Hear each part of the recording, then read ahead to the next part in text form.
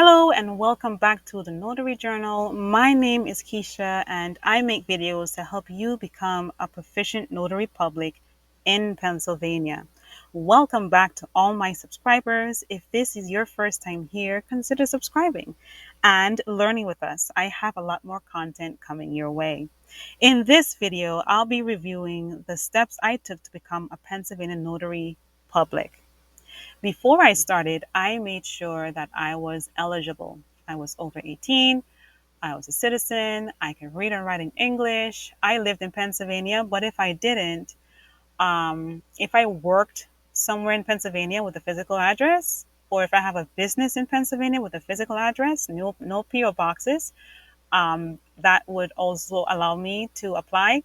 And I made sure that there weren't any disciplinary actions because I used to be a notary public in New York, but I couldn't remember if I had terminated myself as I should.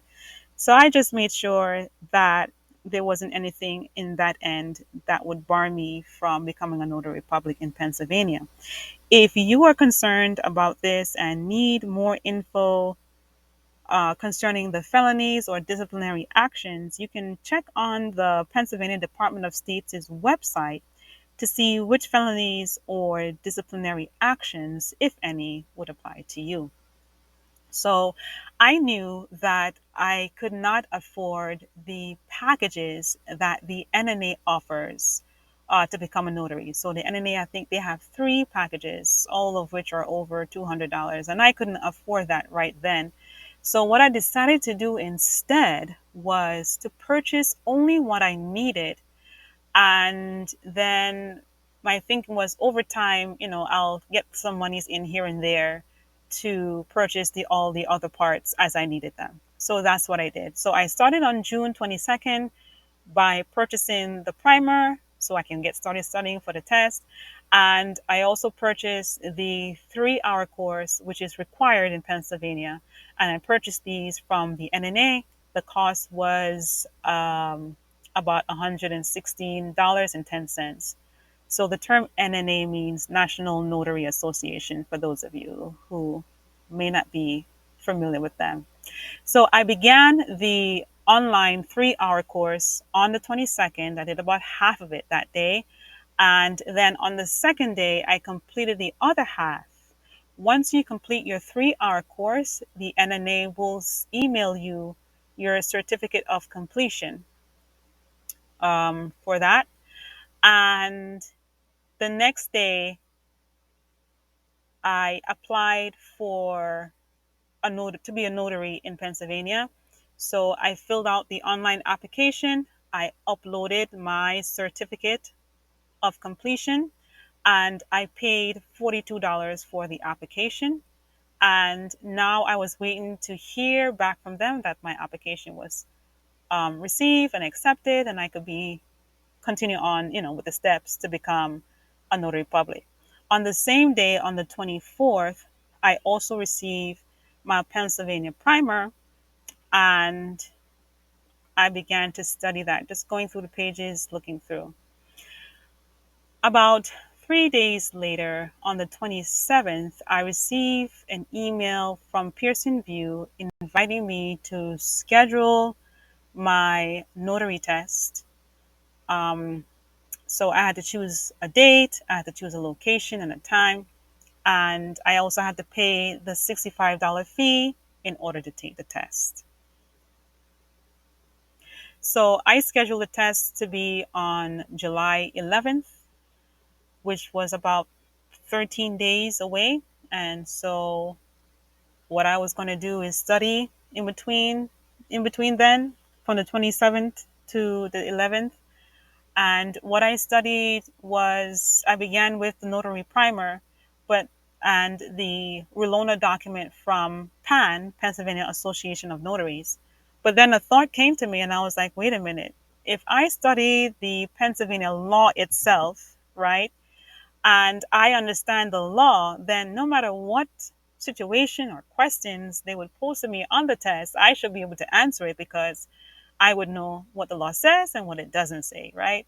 So that was my strategy. And what I did was I printed out the document from the Pennsylvania Department of State website.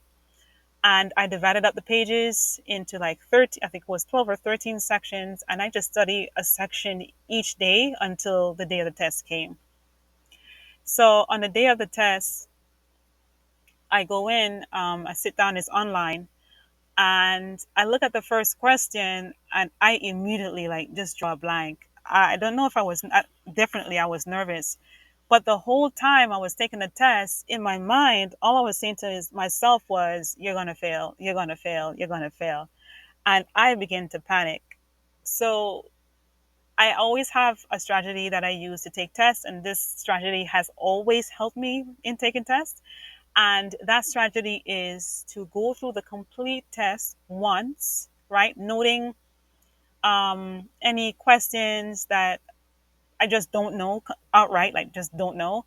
And then anything that I'm not sure, like I think it could be this answer or that answer. So on the test, they allow you to flag questions so that you can go through those ones specifically alone.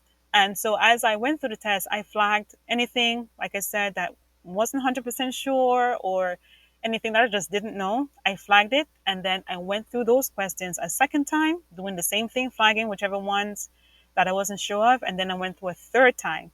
And going through the whole test did help me to answer, most of the questions because, like I said, when they do tests, sometimes a later question will help you to answer a earlier question, and it worked out. So I'm finishing the test. I'm walking out like with my head down because I'm like, oh man, I failed this test. I'm gonna have to end up paying another $65 to take it again. I go to the proctor and I'm looking at her, and she has like her poker face on, and I couldn't tell yes or no if I had passed because her face was expressionless. I was like, oh man, I failed. And when I look on a test, I saw that I got a 90 and I was pleasantly surprised. I was really happy about that. And so once I passed the test, when I got home, I purchased my E&O insurance and I purchased my notary bond from the NNA, and they had a package, or the total price of those two was $51. So when they send you the bond, it's blank. You are not supposed to do anything with that. I'll let you know what to do with that in a few minutes. So the next day, on the 12th of July, because I passed the test, I received my notice of appointment letter saying, yes, you passed the test. You are able now to complete the other steps that's required to become a notary, and you have to do this within 45 days. And that letter also tells you when the date that those 45 days are going to be up. This date is also important because 4 years from this date is going to be your notary commission expiration date. So I received my appointment letter on July 12th of 2022, and my commission expires July 12th of 2026, so 4 years after. So also, this is the commission expiration date that you're going to need to write down in the photonotary when you go to register your signature. All right, so that was the 12th. The 13th, I emailed my appointee letter and the blank bond to the NNA. The NNA is going to take that blank bond and get it notarized. They're going to get it notarized by someone in their department. Also, on the blank bond is going to be your commission number. And your commission number is going to be somewhere either in this section here. The number that you see here is going to be your commission number, and they're going to have a notarized section somewhere on here. It's going to be notarized. I think it's at the bottom. All right, so the next day, I receive my E&O insurance that I purchased from the NNA in my email. I received that policy. So I am waiting. 3 days pass, and I'm like, okay, I haven't heard from the NNA. Let me call them. I called them on the 18th, and they told me that they shipped it out that day. So I'm waiting. On the 22nd of July is when I receive my completed bond in the mail. It's notarized, and now I can take that to my recorder of deeds office to take my oath and to record my official signature with the photonetary. So I did this on July 26th. I go to the recorder of deeds. I She gives me an oath of office. I pay $33.50. So what I bring to that office is, I think I brought my E&O insurance, yes, and also the notarized bond with my ID, and I take my oath of office. I pay my fee. Then in the same building, I go to the photonetary, and this lady brings out like this huge book. The binding, the spine of the book was at least 6 to 8 inches thick. It was so thick that it was bound by these big rings. And when you open it, it was just filled with signatures of previous notaries. Like, it was really surreal. It was just, I was kind of taken aback a little bit just at the size of this book. So I open the photonetary, opens it to the blank page, and I print my name and sign my name, the way how I'm going to be signing it on all the documents that I'm going to be notarizing. And I also print my commission expiration date. And that was it. That's all. And so the next day, once I know I've done that right, I'm no longer worried about those 45 days. I've done everything that I needed to do to become a notary, to complete the notary process. Now, all I'm waiting for is my commission certificate to come in the mail. And the lady at the recorder of deeds office told me that it takes about 4 weeks, anyway, up to 4 weeks before you receive that in the mail. So the next day, on the 27th, I ordered my notary journal and stamp from Pennsylvania Association of Notaries, simply because it was cheaper than ordering it from the NNA. And about 2 days later, my journal and stamp arrived. I'm super happy.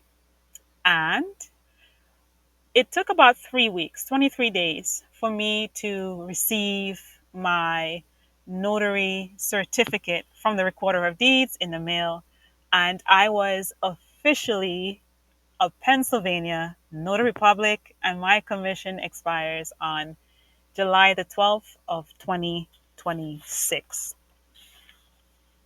So the total amount that I spent doing it this way, the way that I did, was $359.66. In the next video, I'm going to be comparing the packages from the NNA versus how I bought it as I needed it, um, to see, and I'm going to take a look and see, did I make money or did I lose money? Let me know in the comment section below.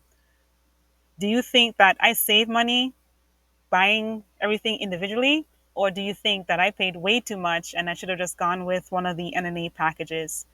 And we're going to find out the answer in the next video. So if you subscribe to this channel, you'll know when the next video comes out. And also, if you hit the like button, you can easily find the video for later use. And liking the video also helps others to find the video. All right, that's going to be it. Until we meet again in the next video, you guys take care and be blessed.